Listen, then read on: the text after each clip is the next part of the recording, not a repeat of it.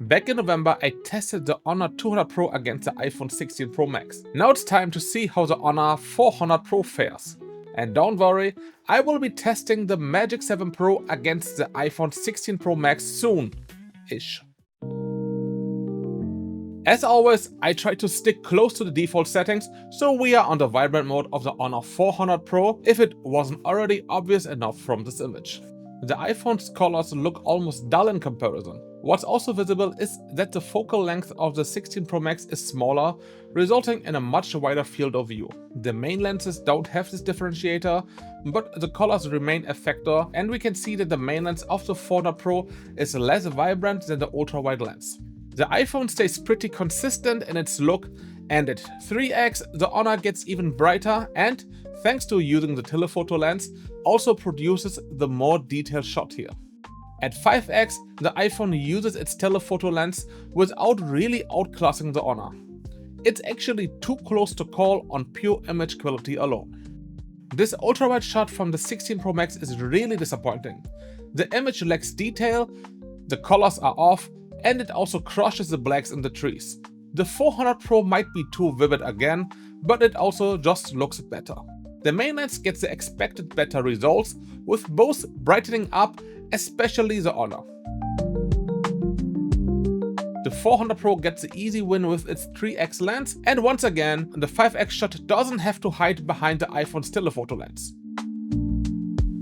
At 10x, the texture on the wall looks more realistic on the iPhone, but it is far from a bad shot from the Honor either.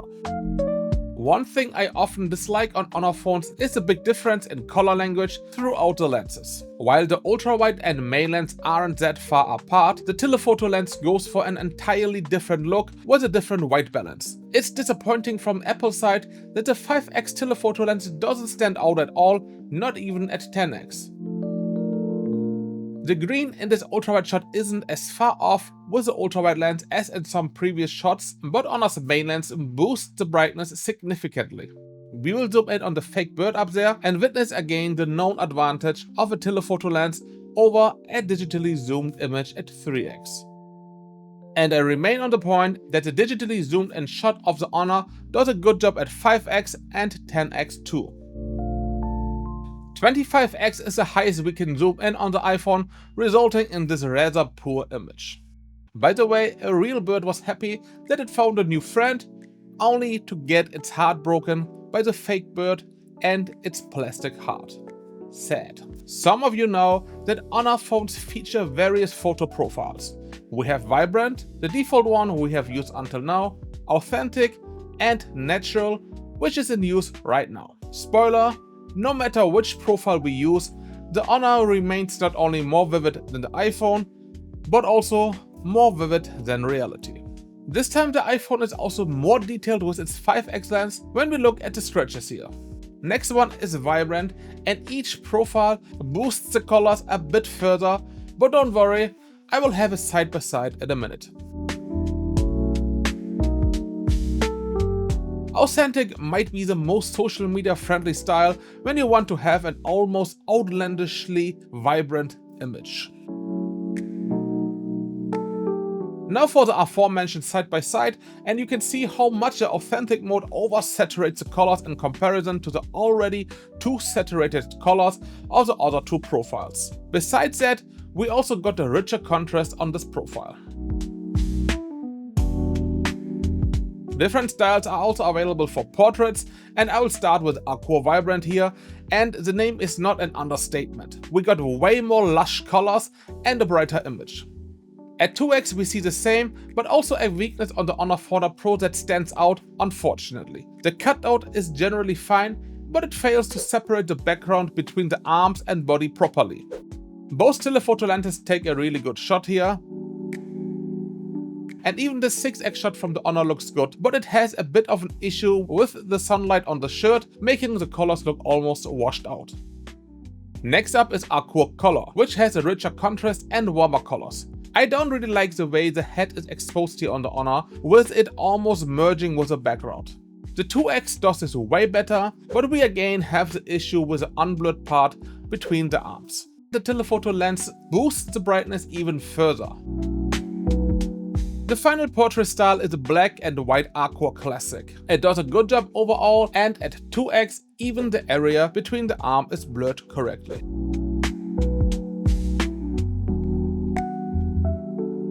Now for selfies. I think both are good overall, with the Honor obviously being more vibrant as usual, but without overdoing it. We can, of course, also use the portrait mode with the front-facing cameras, and by default, the Honor is at 0.8x, which gives us a much wider field of view. The difference in vibrancy is a bit bigger here, and the iPhone does a more consistent job when it comes to separating me from the background. And if you don't want to be separated from my channel, just subscribe, stick around, and make my day. I'm shooting in 4K with 30 frames per second, and we can see that the Honor has a much better field of view. We have the 0.8x option as default, and we can go also to 1x. The iPhone, we can't do anything, and with 1x the Honor is closer in, and with 0.8x it is a little bit further out, but not by a huge margin. Color wise, the iPhone is pretty spot on. It handles also the light better.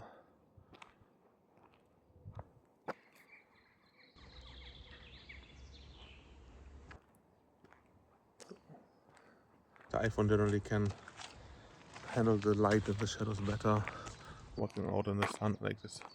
The colors also look better on the iPhone. So now I'm recording in 4K 30 frames per second with the ultra wide lenses. The iPhone is having the much wider field of view here. It's quite obvious. So also if you want to do vlogging with this, with the rear cameras, you get a lot more on the screen on the iPhone.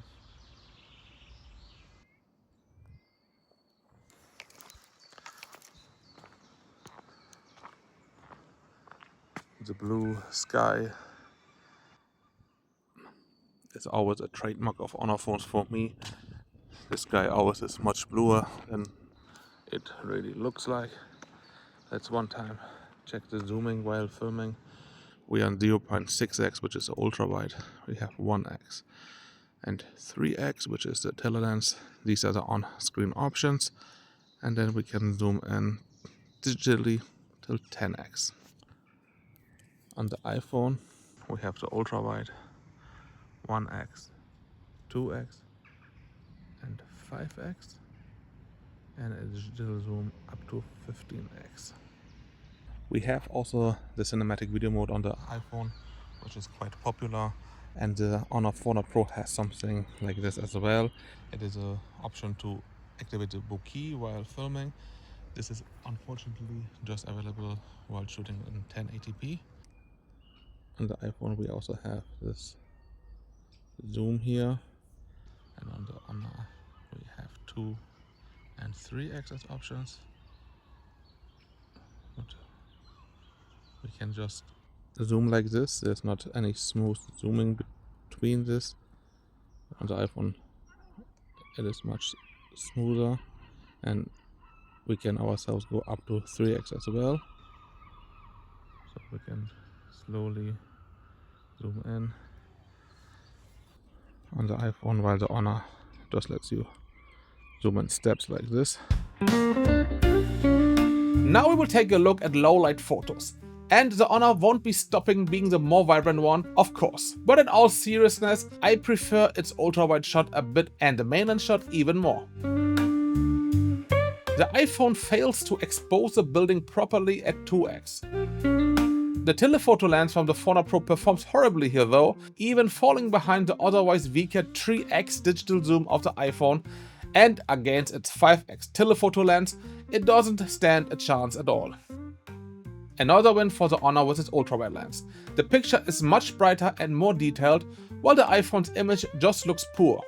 This improves a lot with the main lens, and the colors of the 400 Pro are also getting toned down a bit. The 2x shots aren't that far apart, with the 400 Pro handling the light up there better.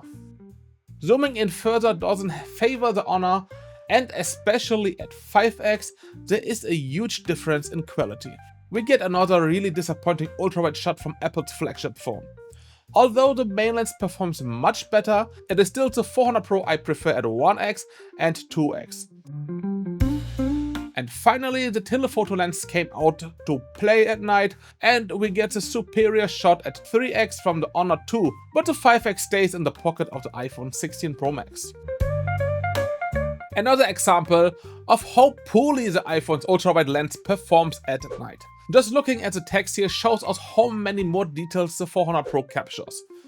We get quite close main lens shots, and the 2x is slightly clearer from the iPhone now. This reverses at 3x, where the telephoto lens of the Honor gets the win, and at 5x, where the iPhone takes the better shot. We will zoom in on the kebab store, with both performing rather poorly here with the ultrawide. The Honor has a better main lens shot, and I also prefer the way it handles the street lamps. The iPhone does a better job at capturing the kebab sign, which upon further zooming in kind of looks like a carrot. While the 3x of the Honor gets a clear win, the 5x of the iPhone also performs strongly, but we got quite some noise in the picture. Time to look at portraits, and while the Aqua Vibrant mode was activated, my sister must have accidentally turned off the bokeh. Sorry for that. Nevertheless, the iPhone has a better quality shot using the main lens. The 2x shots are two different flavors of bad tasting food. The iPhone loses its vibrancy compared to the main lens and adds a lot of noise, while the Honor looks too artificial. But luckily we got the telephoto lenses to save the day, you say? I'm afraid I've got some bad news for you. While I think that the 400 Pro isn't that bad, the iPhone produces this abomination.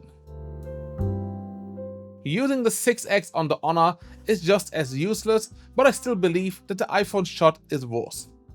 The same area without portrait mode, and both main lens shots are good, but I slightly prefer the Honor, to be honest. The 2x shots are really close, with the skin tones being a bit more saturated on the 400 Pro. These selfies are actually way too close to call, with both being really good. Activating the portrait mode honestly favors the Honor 400 Pro on that shot, but the iPhone blurs out more while the Honor keeps the wall in focus. No idea what happened to my face on these shots. While the iPhone produces a noisy mess, the 400 Pro uses AI to do whatever this is supposed to be. Both aren't great, but I'd rather have a bad looking real shot than this AI fakery. I'm recording in 4K with 30 frames per second, and let's one time check the zooming. On the ultrawide on the Honor 400 Pro. That is 1x and 3x. Then we have digital zoom up to 10x. And this is one of my favorite kebab stores here. So, now the same on the iPhone. And the ultrawide, 1x, 2x, and 5x as zoom options on screen, and a digital zoom up to 15 times. I'm recording in 4K with 60 frames per second, and the picture on the Honor 400 Pro is quite a bit more vivid. When you look at the bush here, the color looks actually quite spot on the iPhone, but the Honor is a lot brighter. The greens are not as bright as you can see it here on the preview.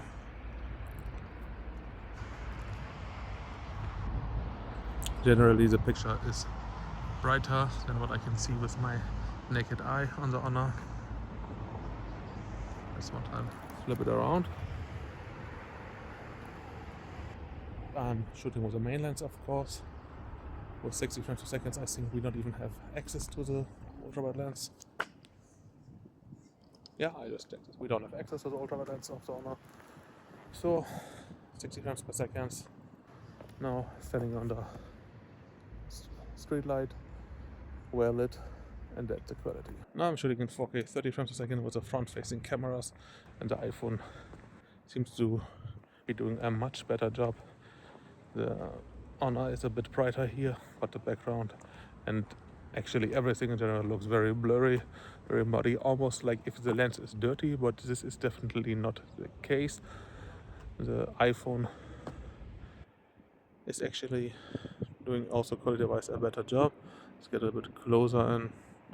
So if I'm closer, then also the Honor is looking okay on my face, but everything in the background looks really bad here in comparison. If I look at this building here, it looks like if there's some mist or fog on the background or whatever, while the iPhone looks quite clean. So that's it, folks. This comparison was requested by some of you, and I hope you found some useful information in it.